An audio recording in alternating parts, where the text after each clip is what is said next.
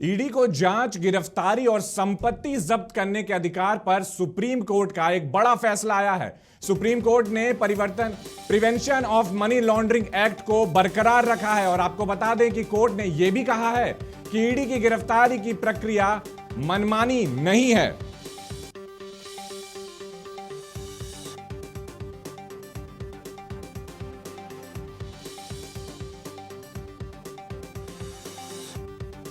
तो supreme court का एक बड़ा फैसला ईडी के पक्ष में और उन सभी लोगों के लिए जिनको ईडी ने समन किया है या उनसे पूछताछ करी है, उनके लिए मुसीबतें और ज्यादा बढ़ गई हैं, क्योंकि सुप्रीम कोर्ट ने सीधे शब्दों में कह दिया है कि पीएमएलए एक्ट यानी कि prevention of money laundering act के तहत अगर ईडी रेड करती है या गिरफ्तारी करती है या किसी को समन भेजती है तो यह अधिकार उसके पास बरकरार रहेगा।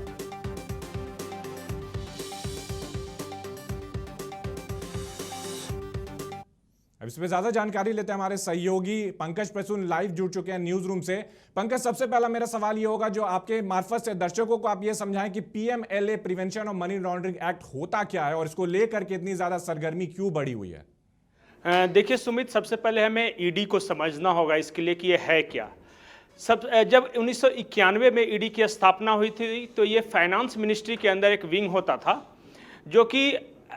जो रेगुलेशन करता था जो पैसे का जो इधर लेन देन है उससे। जब अटल बिहारी वाजपेयी की सरकार बनी तो उन्होंने फेमा के अधिकार भी ईडी को दिए थे, यानी जो अगर विदेश से कोई पैसा आता जाता है तो उसकी भी जांच ईडी कर सकती है। लेकिन इसमें ड्रास्टिक बदलाव तब आया जब 2018 में जब ये नरेंद्र मोदी की सरकार आई और इन्होंने जो पीएमएलए है, prevention of money laundering act कि ये अधिकार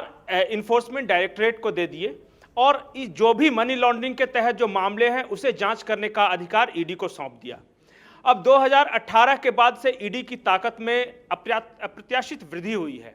जो भी जहां भी काला धन है या फाइनेंस से जुड़ा जो भी मुद्दा है वो ईडी जांच कर सकती है।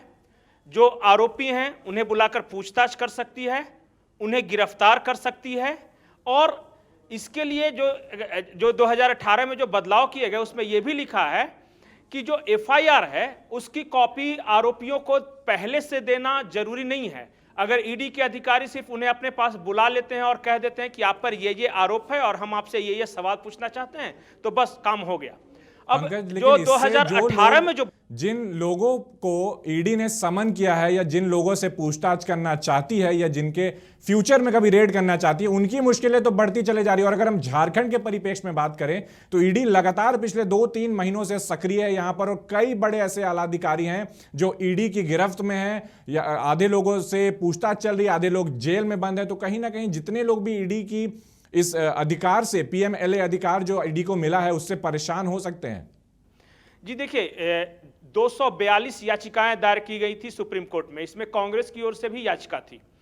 जब से कांग्रेस का जो तर्क था वो ये था कि 2018 में जब मोदी सरकार आई तो उसी वर्ष 2018 में ही सुब्रमण्यम स्वामी ने ये जो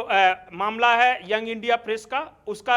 उसको लेकर याचिका दायर की और वहां से ही ईडी को पावर देना शुरू किया था नरेंद्र मोदी ने, इसलिए गलत इंटेंशन से दिया गया है। और भी याचिकाएं हैं जिसमें यह कहा गया कि जो ईडी को जो अधिकार दिए गए हैं पीएमएलए की तरह वो असंवैधानिक हैं, क्योंकि वो इंडियन पेनल कोड का उल्लंघन है, ये भारतीय संविधान का उल्लंघन है कि आप बिना किसी को बताए हुए कि उन्हें किस मामले में उन्हें बुलाया गया है आप बुला लेते हैं और पूछताछ शुरू करते हैं। इन सब पर सुप्रीम कोर्ट ने आज बेहद महत्वपूर्ण टिप्पणियां की हैं। सुप्रीम कोर्ट ने कहा है कि ये जो अगर ईडी के अधिकारी के सामने कोई इकबालिया बयान देता है और वो बयान रिकॉर्डेड है, उसका रिटन भी है और उससे साइन और सिग्नेचर लिया जाता है और अगर उस व्यक्ति का मेंटल और फिजिकल हेल्थ सही है तो वो माना जाएगा, वो गैर संवैधानिक नहीं है जी। दूसरी बात जो सुप्रीम कोर्ट ने कहा है कि अरेस्ट करने के अधिकार को चुनौती दी गई थी कि आखिर किस ताकत के तहत ईडी है किसी को हिरासत में ले सकता है। इस पर सुप्रीम कोर्ट ने कहा कि अगर किसी ने फाइनेंशियल फ्रॉड किया है, अगर पैसे की हेरफेर की है तो उसे हिरासत में लेकर क्यों नहीं पूछताछ किया जाए, याचिका दायर करने वाले बताएं। तीसरी बात जो सुप्रीम कोर्ट ने कही है कि आरोपी को केस की कॉपी देने की बात कही थी कि जब भी आप किसी को बुलाते हैं पूछताछ के लिए तो उन्हें पहले ही ब्रीफ कर दिया जाए, उन्हें एक रिटन दे दिया जाए कि आप पर क्या क्या आरोप हैं और इसके तहत आपको बुलाया गया है। इस पर जो सुप्रीम कोर्ट ने यह कहा कि पहले से एफआईआर की कॉपी जिसके टर्म है जी पंकज, तमाम जानकारियों के लिए बहुत बहुत शुक्रिया। आपने बहुत ही संक्षिप्त में और बहुत ही अच्छे तरीके से पॉइंट बाय पॉइंट दर्शकों को समझाया कि पीएमएलए एक्ट के अंदर क्या क्या प्रावधान है और क्या क्या अधिकार मिले हैं ईडी को।